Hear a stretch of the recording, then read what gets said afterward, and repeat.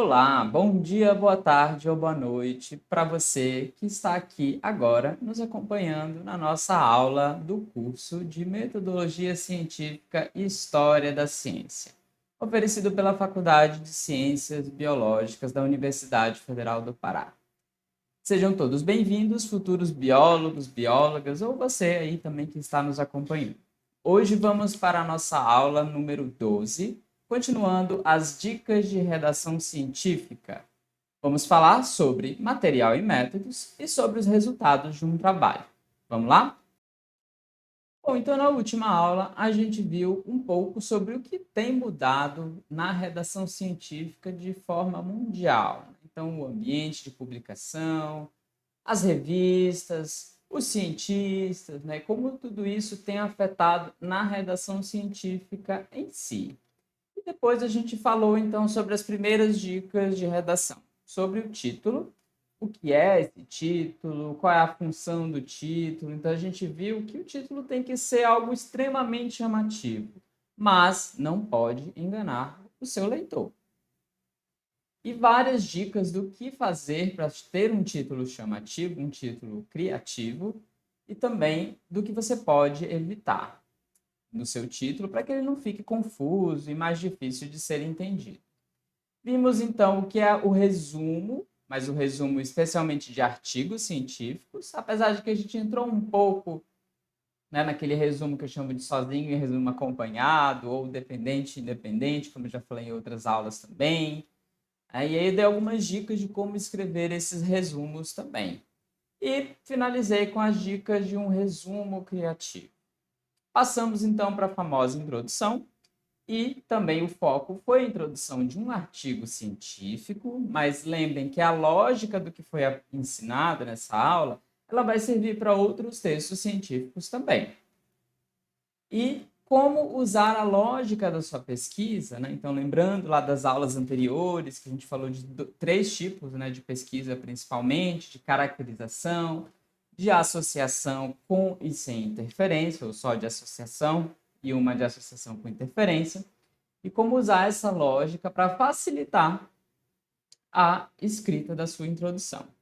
Finalizamos com as dicas de introdução, né? Então, falei até uma dica bem legal de como saber se a sua introdução está legal, está bacana, dá para entender. Basta você escrever por completo, remover os objetivos, que geralmente vão no final ali do seu artigo científico, e entregar para alguém dar uma lida.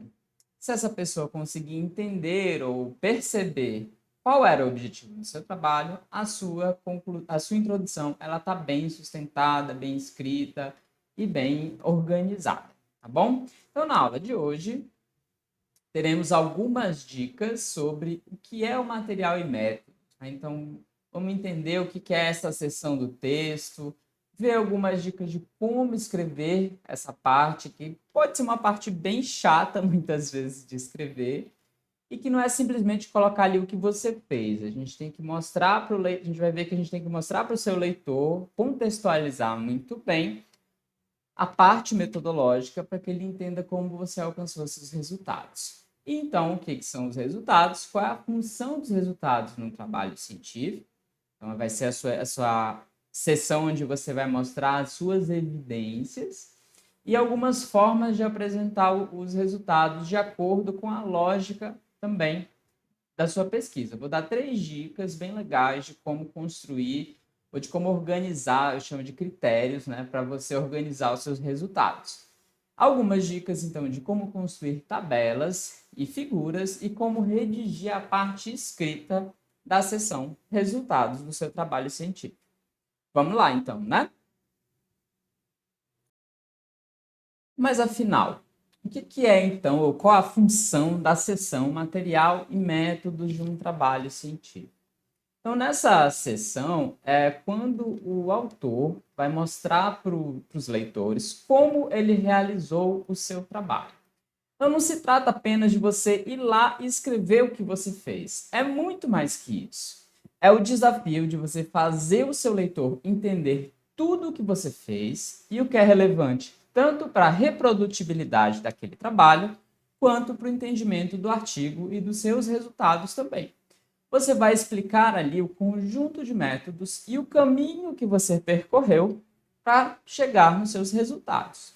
Descreve quais foram os reagentes, as amostras, os equipamentos, procedimentos e os tipos de análises que você usou também no seu trabalho. Então, essa sessão ela é extremamente importante, pois ela vai mostrar que você realizou seu trabalho com organização e com clareza. E muitas vezes, quando você está escrevendo ainda o seu projeto de pesquisa, ela demonstra que você vai fazer uma boa execução desse projeto. Você convence o leitor de que a sua pesquisa é útil e vai contribuir para o seu campo de estudo. Apesar de ser uma sessão extremamente difícil de ler muitas vezes, porque tem diversos jargões e só aquela pessoa que é específica ou da sua área que vai ali tentar entender minuciosamente aquilo que você fez, material e métodos não precisa ser uma sessão tão difícil assim de ser lida. Ela pode ser, deve ser o máximo detalhada, mas sem incluir informações excessivas. Lembre sempre disso quando a gente fala de redação científica.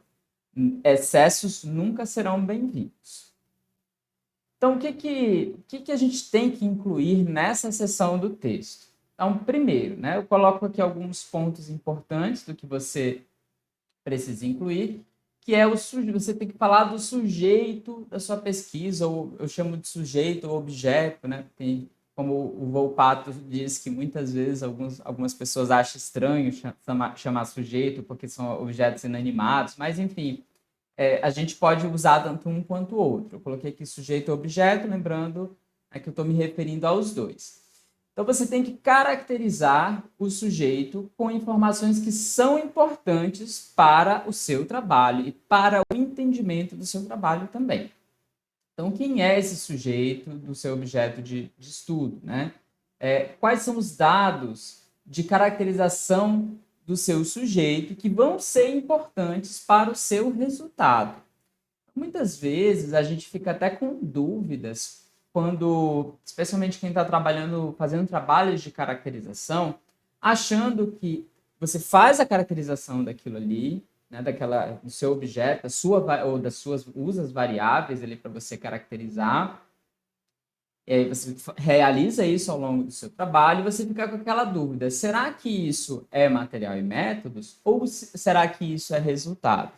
Então lembre, se você precisou, não existia a caracterização daquela tua amostra, daquele teu objeto de estudo, daquele sujeito que você está trabalhando, e você precisou fazer essa caracterização para depois realizar as associações ou estudar as interações entre as diferentes variáveis, então isso é sim um resultado da sua pesquisa.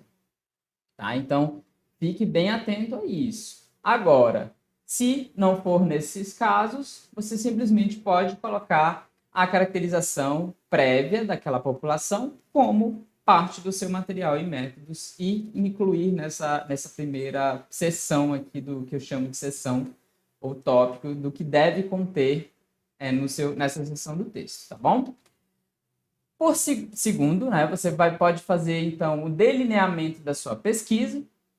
Então, aqui você tem que mostrar como foi que você planejou toda a sua pesquisa, como você avaliou o seu objeto, o sujeito de estudo, né? Ou seja, quais variáveis que você utilizou, quais foram os procedimentos de escolha ou de amostragem, como é que você escolheu os testes de hipóteses, ou você pode falar um pouco sobre as hipóteses nesse momento. Então, é algo bem importante que você pode também colocar como uma segunda parte, um segundo tópico do seu material e métodos.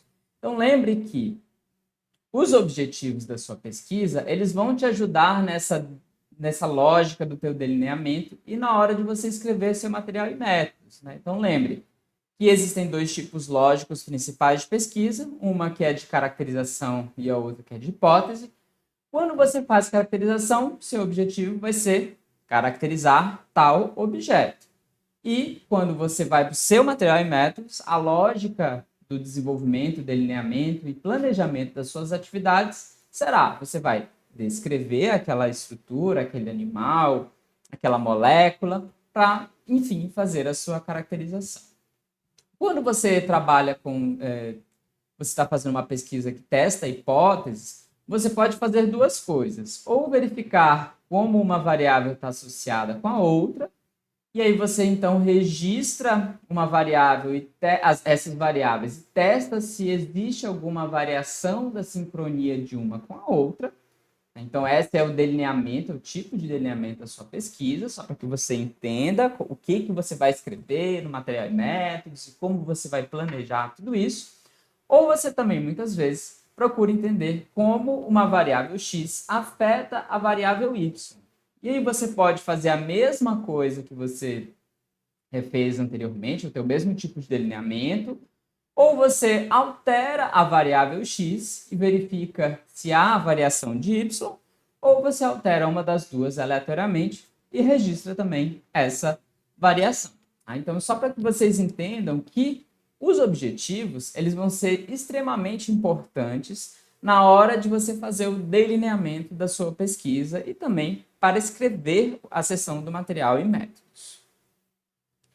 Depois que você fez o delineamento, a gente parte então para a parte em que você vai escrever os procedimentos específicos relacionados a isso. Então, aqui nesse momento que você vai colocar quaisquer outros procedimentos complementares para você alcançar os seus resultados, né, os seus objetivos, o passo a passo para a montagem desse estudo, técnicas que você usou para registrar essas variáveis, e pode ser adicionado também ainda essa parte de procedimentos específicos na seção de material suplementar, caso você queira deixar isso extremamente detalhado, com protocolos e outros detalhes que não, de repente, não vão só deixar o seu texto mais difícil de ser entendido nessa seção. E para atender, assim, também aquelas pessoas que querem ter esses detalhes maiores sobre o seu trabalho. E, por último, você vai falar, então, vai mostrar aqui a análise de dados.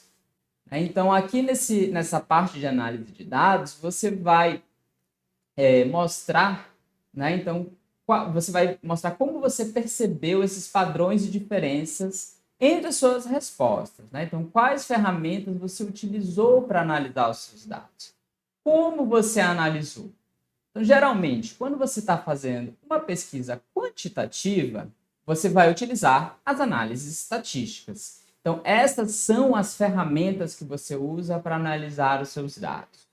Em pesquisas qualitativas, a gente vai ter, então, os padrões ou os significados dos textos, das respostas das pessoas, né? Então, você pode também focar em uma plataforma, às vezes, que você usa para, plataforma que eu digo, um software, que você usa para poder analisar aquelas respostas também. Então, no caso da estatística, as ferramentas serão os testes e não a plataforma onde você executou, ou seja, não o software onde você executou. E também você pode incluir ali os pressupostos que você usou para escolher cada um daqueles testes. A última coisa que você deve pensar em incluir são os softwares em si, a não ser que esse software seja extremamente específico para realizar apenas uma análise, né? Então, se tiver uma análise que só um software faz, aí você pode incluir, deve incluir no material e métodos também o seu software. Mas vocês vão ver ao longo da vida de vocês que até os editores de revistas às vezes solicitam detalhes ou minúcias referentes a todos esses softwares e às vezes até versões e etc. Mas isso não é extremamente necessário, porque esse software daqui a 5, 10 anos ele pode sofrer mudanças e adaptações, isso vai ser normal e natural, e óbvio que você não vai mais conseguir usar aquela mesma versão e rodar aquela mesma análise daquele mesmo jeitinho. E isso não vai invalidar também os seus achados, tá bom? Mas o teste geralmente vai ser o mesmo. E aí você vai poder analisar, a outra pessoa poderá analisar da mesma forma. Uma outra dica sobre como escrever a seção material e métodos para pesquisa, usando agora a lógica da pesquisa. Então, para pesquisas de caracterização, você vai mostrar ou caracterizar a sua população, aquele universo maior, mostrar como foi feita essa amostragem, o tamanho da amostra, quais variáveis você descreveu. Então, tudo isso são coisas importantes para você colocar naquela primeira sessão de caracterização da sua amostra que eu comentei anteriormente. Tá? Então, mas lembre, é sempre importante a gente lembrar que a apresentação dos métodos ou da seção material e métodos, ela pode variar de acordo com a lógica e a didática desejada pelo autor. Então pense que é como se você estivesse montando ali uma aula, né? Quando a gente está montando uma aula, a gente primeiro vai buscando ali, mostrando todas as informações importantes, né? Então a gente organiza tudo com uma certa lógica na nossa cabeça, para o nosso entendimento, de uma didática que a gente está pretendendo aplicar, né? Para vocês que são licenciados, vocês vão entender isso muito bem. Tá? Então, se você achar que didaticamente fica mais fácil inverter aquelas sessões que eu mostrei anteriormente, né? Aqueles 4 pontos que eu mostrei anteriormente, faça, não tem problema algum, tá bom? Aquela foi apenas uma dica aquelas são dicas do que deve conter no seu material e métodos. Para pesquisas de associação, o que a gente geralmente indica é que você divida a sua seção material e métodos em tópicos, mas para caracterização você também pode fazer a mesma coisa, não tem problema, essa é uma dica muito boa, facilita muito o entendimento, e você pode ainda esquematizar, fazer um organograma dos procedimentos que você fez. É porque pesquisas de associação, às vezes, envolvem diversos testes diferentes, né? Então, procedimentos diferentes. E mostrar isso de forma gráfica vai ser muito mais interessante. Então, trouxe aqui só um exemplo de um trabalho que ele fez vários testes diferentes em diferentes tipos celulares, né? Então, aqui a gente percebe que ao analisar esse organograma, fica muito mais fácil do leitor entender aquilo que você fez, do que você encher o seu material e métodos de diversas outras informações que nem sempre vão ser fáceis de serem entendidas. Outra dica importante não esqueça de incluir os aspectos éticos do seu trabalho. Tá? Então, principalmente se você trabalha com animais, que vai ser bastante o caso de vocês, mas também tem pesquisas com humanos, inclua, então, autorizações do Sistema de Biodiversidade, que é o nosso SISBio, do Comitê de Ética, que é extremamente importante, vocês estão vendo isso agora na disciplina de Bioética, com as professoras Vivina e a Lucinice, atualmente, nesse exato momento, né, são elas. Então, eu coloquei aqui algumas dicas de como você pode escrever, né, essa sessão. Você pode usar um padrão muito semelhante a esse, que é a Systematic Parasitology, que é uma revista da área que eu atuo, solicita. E até no The Journal of Parasitology, eles dão algumas dicas de como até colocar frases que você deve colocar quando você trabalha com humanos ou com animais. Mas esses protocolos do CISBio e do Comitê de Ética em Humanos ou Animais, eles vão ser extremamente importantes para o seu trabalho. Mostrar que você está seguindo todos os preceitos éticos ali também é extremamente importante. Bom, e aí, ainda no que eu devo incluir no meu trabalho? Então, muitas vezes a gente, ao longo da nossa pesquisa, a gente aplica diversos métodos para poder alcançar os nossos resultados e chegar às nossas conclusões.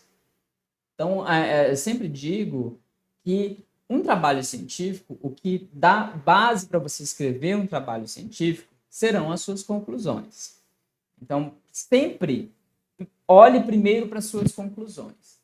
Se os métodos que você utilizou, eles te dão resultados, ou seja, evidências empíricas que suportam as suas conclusões, então você vai incluir esses métodos todos na hora de escrever o seu trabalho.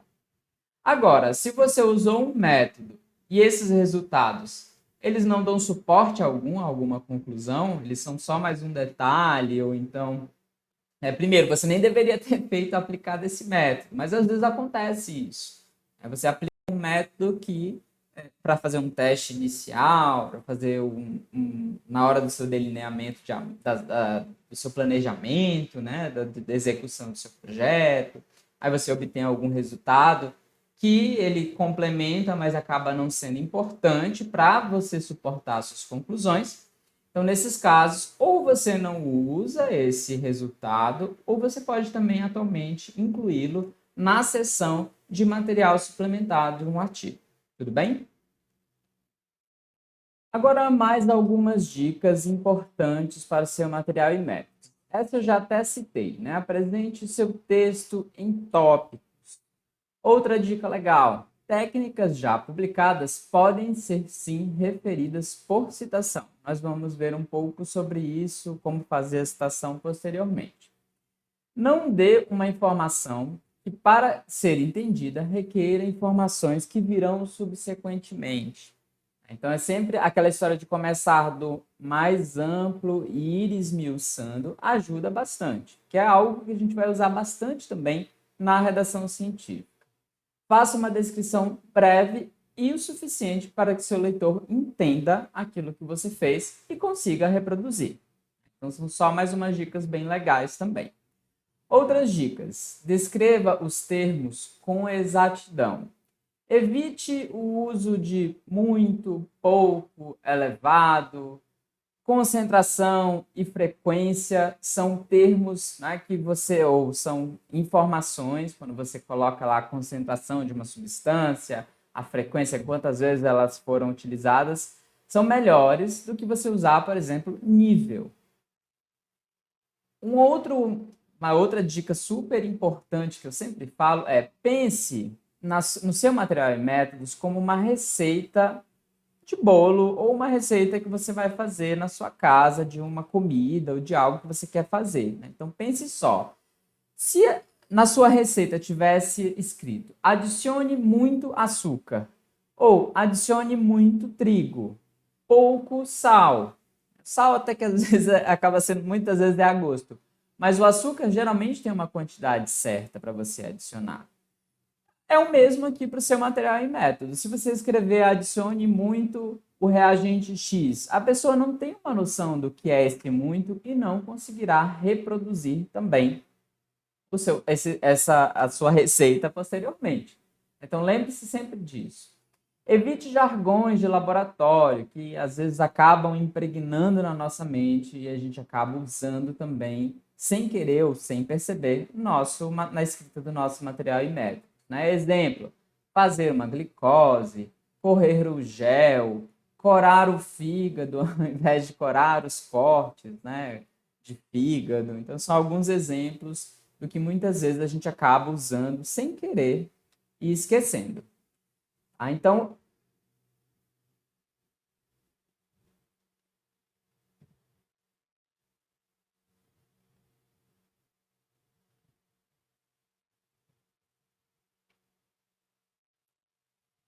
e agora, o que são os resultados? Então, os resultados, você vai apresentar os dados concretos do que você encontrou na sua pesquisa. Ele também tem que ser descrito de maneira concisa e objetiva, evitando interpretação.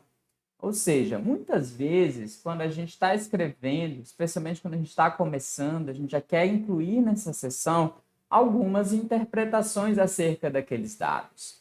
Essas interpretações já serão as nossas conclusões, e isso a gente deixa para outra seção do texto. Ele também obedece uma sequência lógica e destaca as evidências necessárias para responder cada uma de suas perguntas. Então, você pode usar como dica, para escrever o seu resultado, por exemplo, seguir a mesma lógica de apresentação do seu material e método. Né? Então, para cada método que você usou, você vai descrevendo ali, escrevendo os seus resultados. Os resultados devem ser escritos em uma linguagem mais neutra e sem uma interferência direta do autor, porque nessa sessão você vai apresentar aquilo que você encontrou, ou as evidências que você obteve. e deve fornecer também o maior número de informações possíveis, né? Porque a partir desse conteúdo, o leitor ele já começa a tecer as suas primeiras inferências próprias, muitas vezes, sobre aquele assunto que você está investigando. Então, aqui o leitor já pode começar a ele mesmo a chegar a algumas conclusões só lendo o seu material, os seus resultados, perdão. O que a gente, né, vai colocar nos nossos resultados? É a mesma lógica do que a gente viu anteriormente. Apenas aqueles dados, coloquei até uns dadinhos aqui, que dão suporte às suas conclusões. Então, você tem esse conjunto de dados aqui que suportam a tua conclusão 1, esse outro conjunto de dados que suportam a conclusão 2. E essas duas conclusões, você então chega a algo mais amplo e mais geral. Então, esses dados você vai incluir também nos seus resultados. Agora, se você tem dados que não dão suporte a nenhuma conclusão sua, você também não vai incluir. Então, a mesma lógica do material e métodos, né? Então, tudo se baseia nas tuas conclusões. E aí, você tem ali, né, os seus resultados, você fez sua pesquisa, obteve seus dados, e como você vai apresentar isso para o seu leitor? Você pode apresentar de diversas formas: figuras, palavras, números, desenhos esquemáticos, fotos, gráficos que se incluem ali nas figuras, né? Então, todas essas são formas de você apresentar os seus resultados. Eu vou mostrar agora para vocês 3 critérios que vocês podem usar para escolher como apresentar esses resultados. Primeiro, o critério da lógica. O segundo, o critério de ênfase. E o terceiro, o critério do foco. Então, vamos lá. Usando, então, o critério da lógica. Então, usando a lógica da sua pesquisa, se você tem pesquisa de caracterização, você está caracterizando uma espécie, por exemplo, você vai usar das imagens e desenhos esquemáticos que vão ser extremamente importantes para mostrar e descrever as suas características. E se você está descrevendo, por exemplo, ou caracterizando uma doença em uma população, ou os níveis de glicose, então você opte sempre por usar tabelas e gráficos, que vão ser extremamente importantes para mostrar ali aquilo que você está, os dados ou as características principais referentes àquela tua população ou àquela doença que você está estudando. Quando você tem pesquisas de associação, ou seja, você está verificando a interferência de uma variável sobre outra, opte sempre por gráficos, porque eles vão mostrar, né, com mais clareza para o teu leitor onde está ocorrendo essa associação, em que momento tem interferência, se não tem interferência, se pode ser uma associação mesmo ou não. Então, essas são dicas bem legais que você pode usar. Agora vamos para a nossa sessão de recapitulação, de revisão, resumindo um pouco a nossa aula de hoje. Nós vimos que o material e métodos é uma seção muito importante do trabalho e, quando bem escrito e apresentado, aumenta também a confiabilidade dos dados que são e foram obtidos. É por isso que é uma seção super importante do trabalho científico. Sempre que necessário e possível, divida o material e métodos em subseções. Apresente esse delineamento no formato de esquemas ou organogramas, especialmente quando você tem um trabalho que envolve diversas técnicas e várias coisas diferentes. Evite os jargões de laboratório e termos imprecisos, como muito, pouco, né? Então, lembre-se que aqui tem que ser uma receitinha de bolo. Tudo na sua devida proporção, bem escritinho.